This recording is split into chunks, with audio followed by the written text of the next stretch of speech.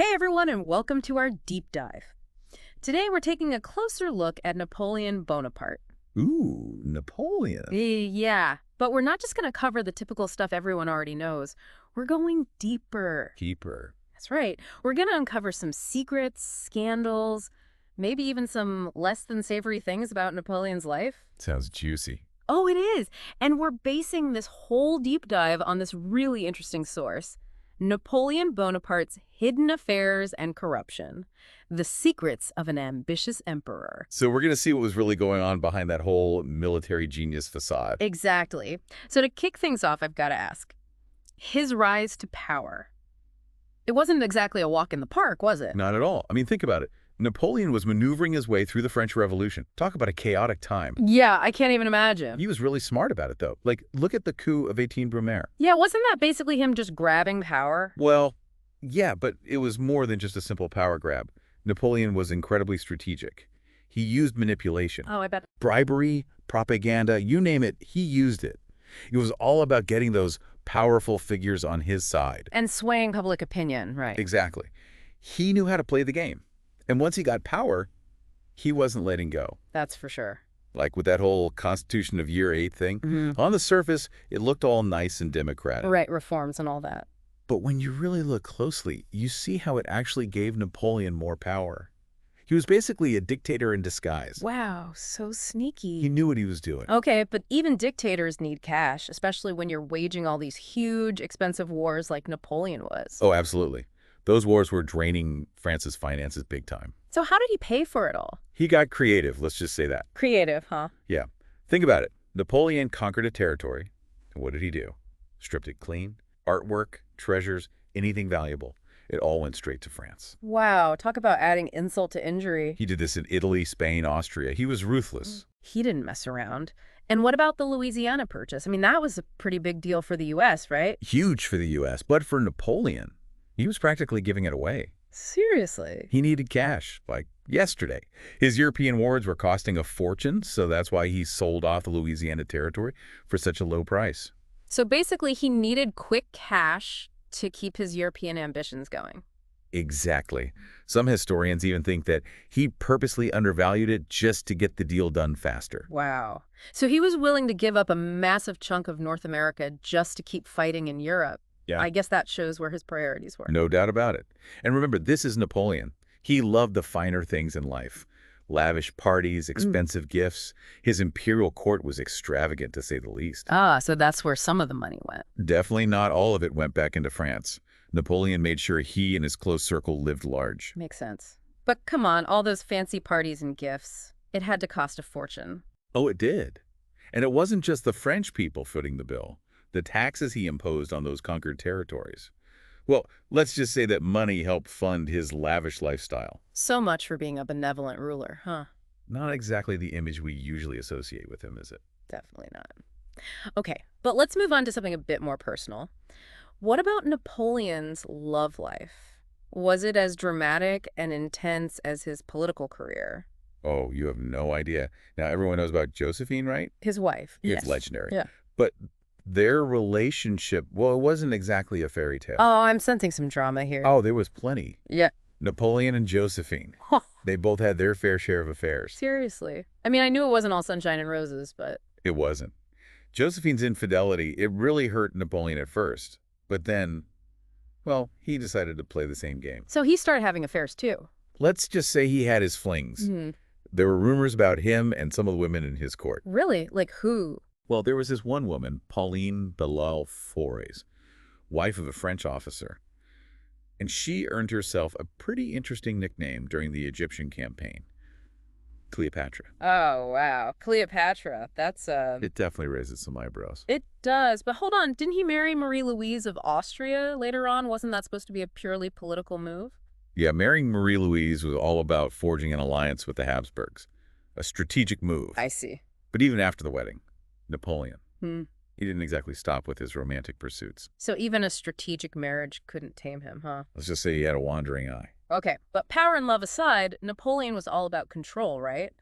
What about the people who dared to criticize him? How did he deal with dissent? He wasn't exactly known for being tolerant of criticism.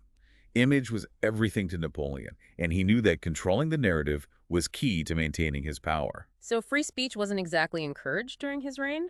Not if you wanted to stay out of trouble. Napoleon was quick to ban any publications that even hinted at criticizing his policies. And you were brave enough to speak out against him, well, imprisonment or exile were pretty much guaranteed.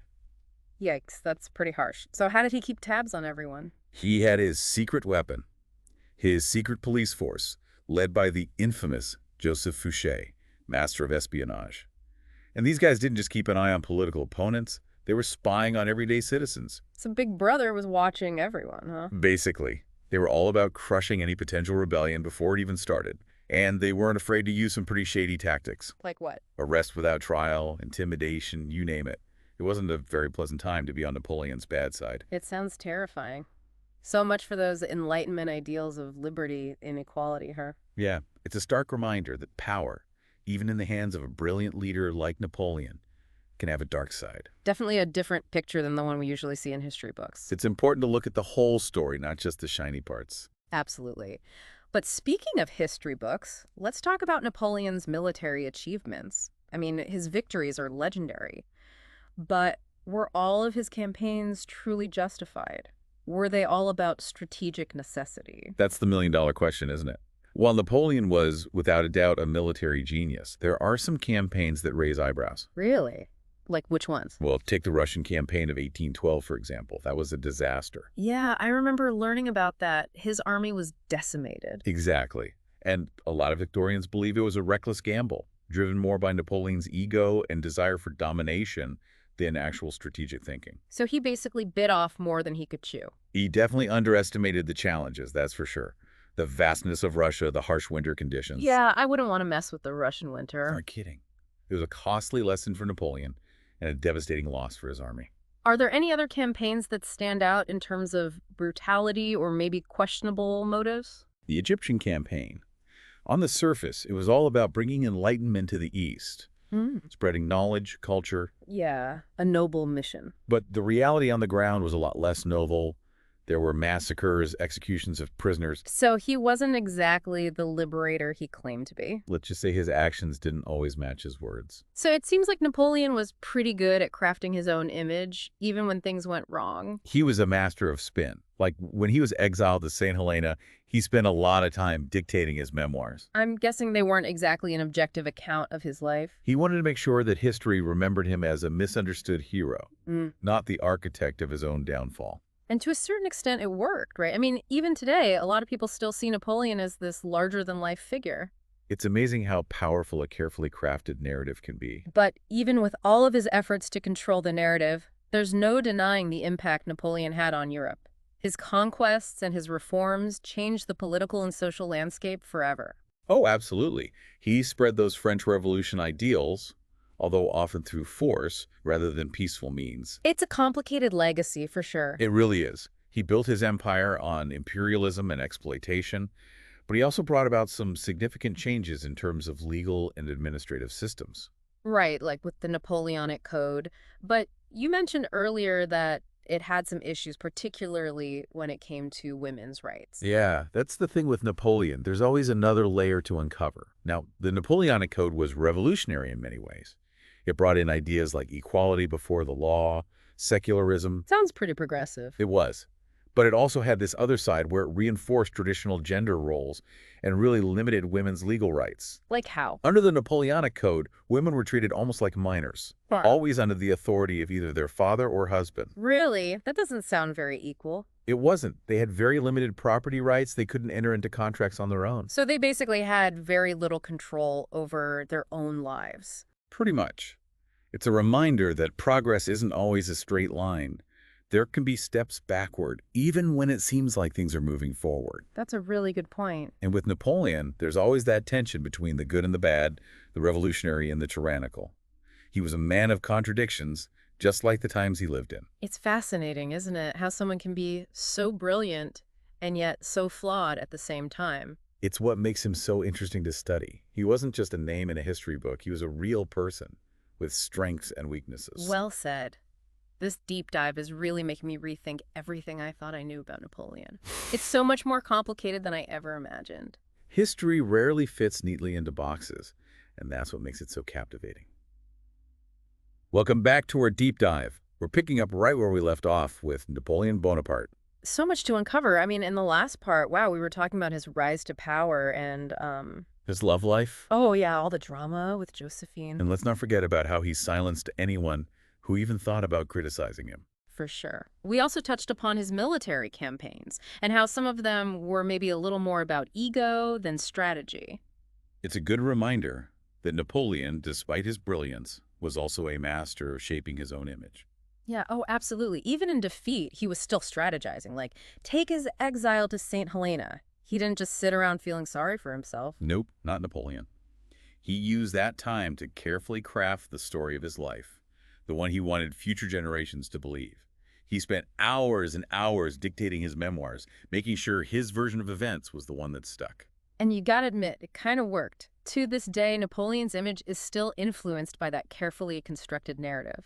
People focus on the military genius, the reforms, but tend to downplay the, well, the less flattering aspects of his rule. It's fascinating, isn't it? How he basically anticipated the whole idea of controlling the message, just like we see in today's world with, social media and all that. It's like he was a master of PR centuries before PR even existed. Exactly. But no matter how he tried to spin things, there's no denying the massive impact Napoleon had on Europe. His conquests and reforms reshaped the political and social map. There's no getting around that. Right. I mean, he spread those French Revolution ideals far and wide, even if it was often through brute force rather than peaceful means. It's a complicated legacy. On one hand, he built an empire based on, well, let's face it, imperialism and exploitation. But on the other hand, he brought about significant changes, especially in the legal and administrative realms. Like that whole Napoleonic Code thing, right? But we talked about how it wasn't all sunshine and roses, particularly when it came to women's rights. Can you dive a little deeper into that? Oh, absolutely. The Yeah. Napoleonic Code, on the surface, it was revolutionary. I Yeah. mean, equality before the law, secularism, those were huge steps forward. They were. But at the same time, it reinforced traditional gender roles and actually took away a lot of the legal rights that women had gained during the revolution. You're kidding. I wish I was. Under the code, women were basically treated as minors, always under the thumb of their father or husband. No way. Sadly, yes. It's a harsh reminder that even when things seem to be progressing, there can be setbacks. And with Napoleon, there's always that tension between the revolutionary and the not-so-revolutionary aspects of his rule. It's a good point. It's like every time you uncover something amazing about Napoleon, there's also this darker side that emerges. It's the duality of the man, the brilliance and the ruthlessness, all wrapped up in one. It's definitely making me rethink how we view historical figures. That's the thing about history, isn't it? It's rarely simple. And the more you learn, the more you realize how much you don't know. So true. I used to think of history as like a bunch of facts in a textbook. Now I see it's so much more than that. It's about real people making real choices, often in really difficult circumstances. It's about understanding the past, not just memorizing it. And Napoleon's story, well, it's a perfect example of how complicated and messy history can be. It definitely is. But before we wrap things up, I have to ask, what do you think Napoleon's most enduring legacy is? After all we've discussed, what stands out to you? It's tough to pick just one thing. I mean, his impact on Europe is undeniable.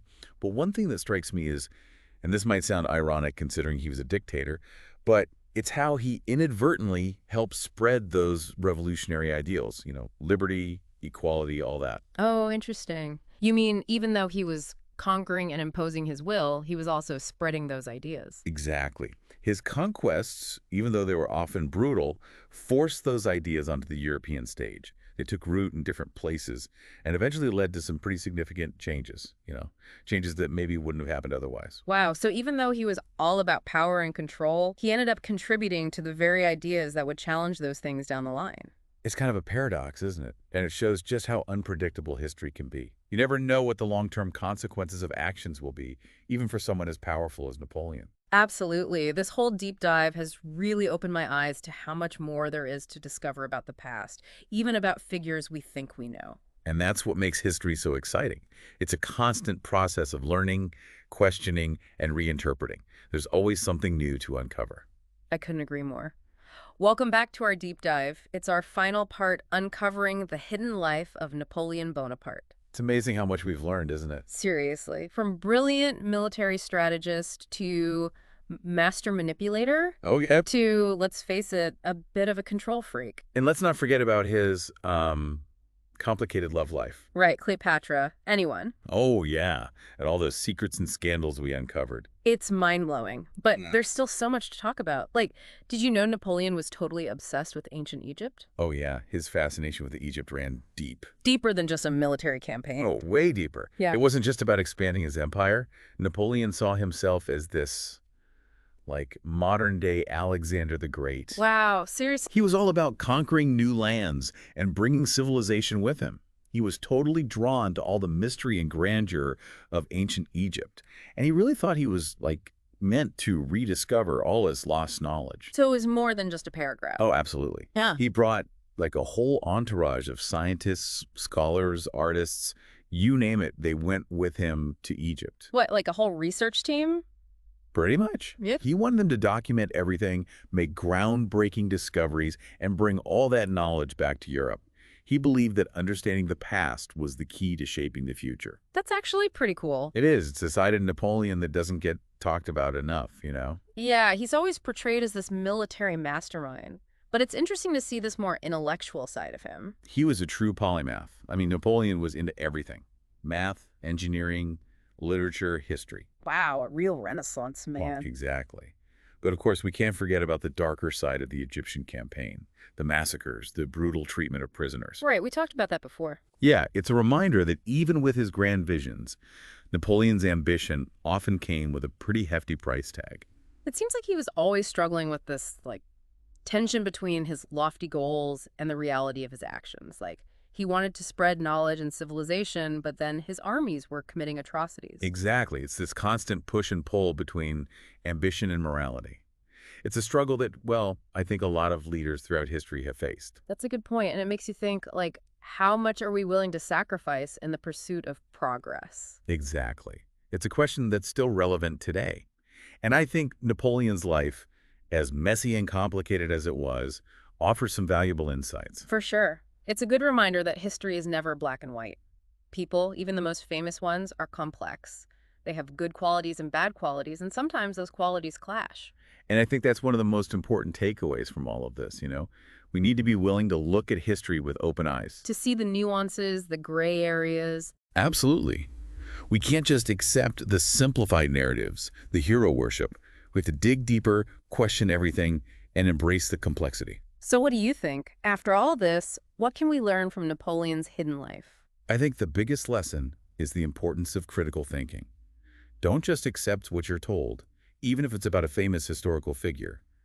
Question everything, challenge assumptions, seek out different perspectives. It's like we were saying before. History is more than just memorizing dates and battles. It's about understanding the human story, the choices people made, the motivations behind those choices. It's about looking at the past to better understand ourselves and the world we live in. And maybe, just maybe, to learn from those who came before us, even the ones who made some pretty big mistakes. This deep dive has been an incredible journey. I feel like I have a completely different understanding of Napoleon now. I see him as more human, you know, more flawed, but also more interesting. He was definitely a product of his time, but his story continues to resonate today. I think you're right. Well, folks, that's a wrap for our deep dive into the hidden life of Napoleon Bonaparte. We covered a lot, from his rise to power, his love life, his interesting financial strategies, and even his obsession with ancient Egypt. It's been a wild ride. We hope you enjoyed it and that you learned a thing or two along the way. And hey, remember, history is never truly over. There's always more to learn, more to uncover, and more to debate. So keep exploring, keep questioning, and most importantly, keep those history books open. Thanks for joining us on this deep dive, and we'll see you next time. Until then.